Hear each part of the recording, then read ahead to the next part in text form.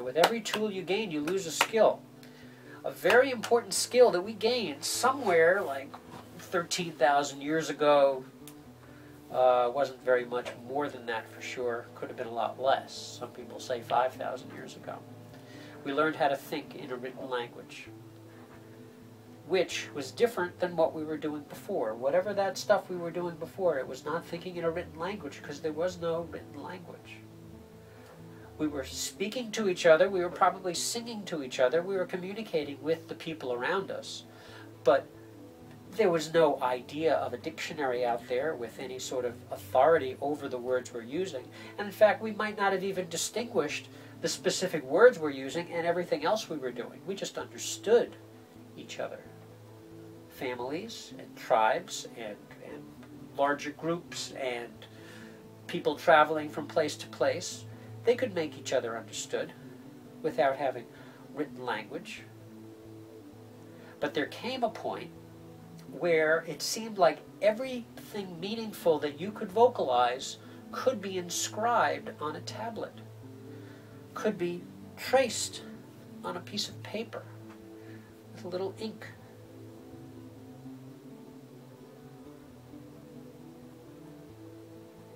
And that is a tool that we gained at that time in our history. All the languages today are literate.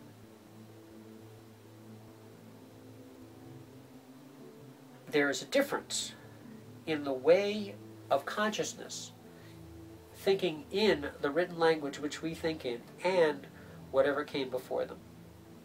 Without knowing anything about those other things, I know, as a speaker of a written language, that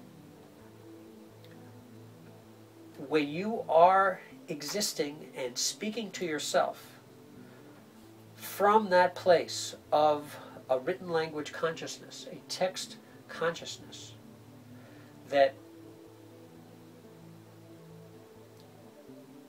there are underlying assumptions very difficult and unlikely to get rid of if you remain in that consciousness. However, that consciousness is not really primordial. It is not really who you are. It is a story about who you are that you tell yourself. And you tell it to yourself every 20 seconds. Because an interesting thing about text consciousness is that it only exists in your short-term memory. The processing that happens, that understands text and that evokes text from you, is something that happens in your short-term memory. It is while you are talking to people. It is while you are reading a book. It is while you are thinking to yourself about pretty much anything. When you are speaking to yourself and running through different possibilities, kind of weighing alternatives, trying to make a decision, especially a decision that you're going to have to explain to someone else. And most decisions which we spend time thinking about are those things that we're going to have to say to someone else. And so it is the text engine that generates these things, that understands these things, and interacts with the deeper levels of our memory and our underlying models of the world. Really, ultimately, it's one model of the whole world, and there are many, many discrete components to it. And we have a feel for that world every moment that we do anything. We're ready to respond in using our understanding of the world to be the basis for an immediate response. We're like prepared for a lot of different things. It's part of the wonders of our complex nervous system.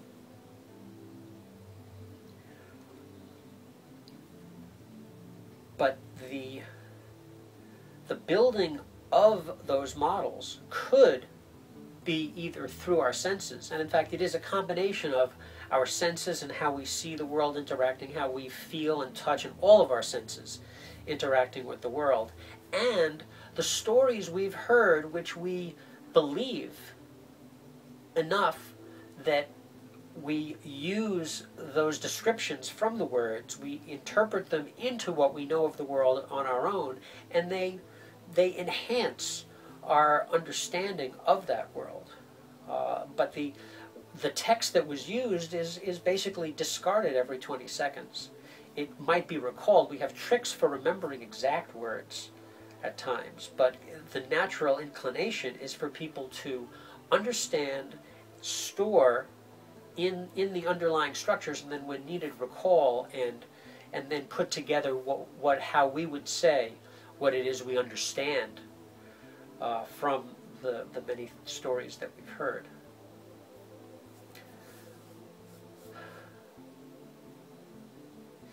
In a very real way, text consciousness is the lens that can only see more text.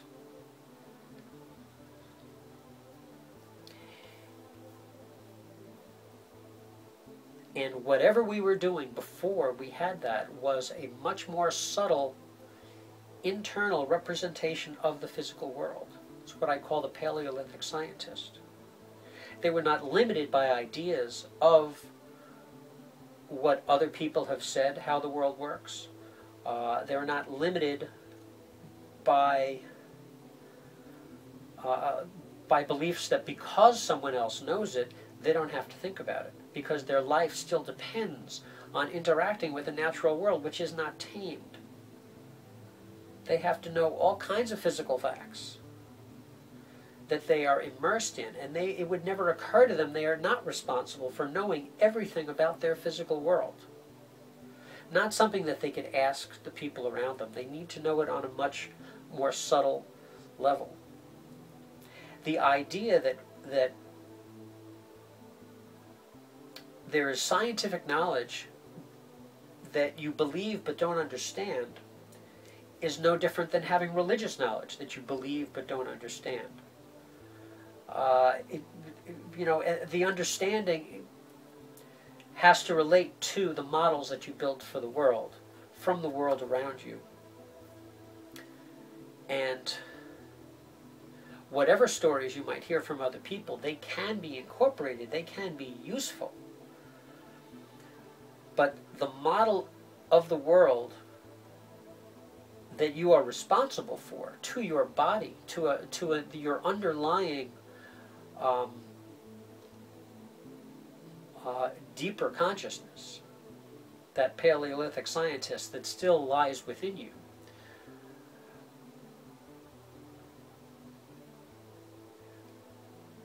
by the consciousness, the text consciousness asking to be believed,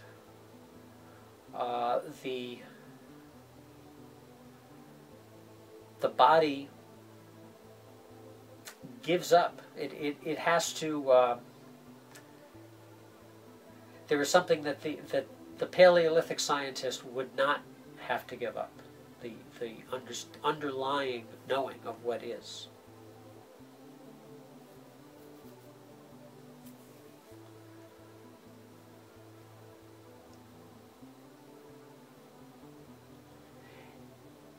And it's at that point, it's only at the point where you're not believing the stories that other people are telling you about how the world works, about who you are, about how to compare yourself to the whole world, rather than comparing yourself to other people and really talking about the other people's as characters in a story and yourself as a character in a story. You have to think of yourself as a being in the universe, because that's really what you are first. That's my core lesson, my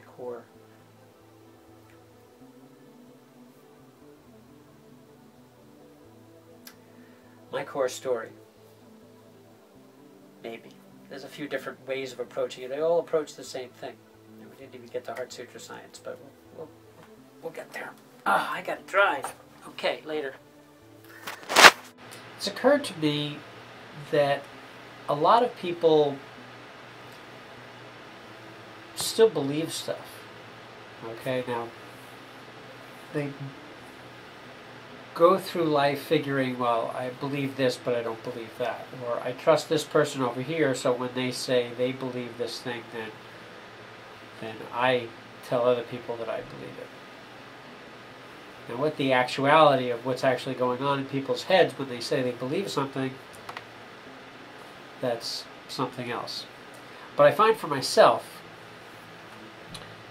the idea of believing in a story about this or that, about how something works, about how something used to be, about how something will be, about conspiracies, or about aliens, or about God, or about all these different stories.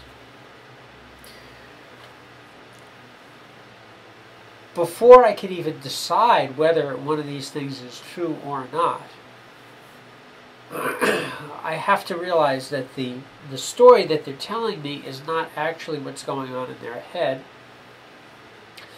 It's something that they condensed down in order to get it into a narrative form. They had to remove it from their own space and time, their own mind's context, and they had to put it into a form which I now take and I bring into my context.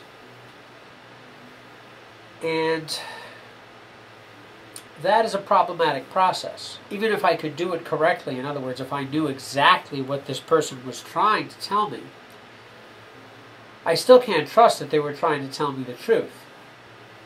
Because if someone actually knew the truth, in our culture, the way things are set up, they have an obligation to themselves to not actually tell anybody, but to use that information to make money, to make a reputation, to use it for whatever they can do for them to get laid.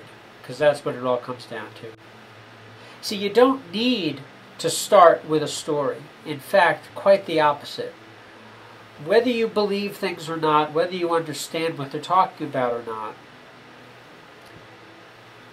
your own access to how the world works is always going to be a more essential and more crucial foundation for your own understanding of the world than anything anyone has to tell you. Once you have a foundation for understanding how the world works, in other words, understand the basic principles under which the whole thing operates, have a model in your mind of the world, on the things that are smaller than you and the things that are bigger than you, having an idea of how it works. You always have some sort of idea like that, but it's often not a clear idea. It's not a specific, it's just something that has pointers to something somebody else told you, and you start going into the story world. But you're not really feeling the pushback. You're not really understanding the pressure that the real world has to keep you confined to the figure which you are. You are a being, a whole being, a biological entity. That's a remarkable thing. We'll talk about that one next time.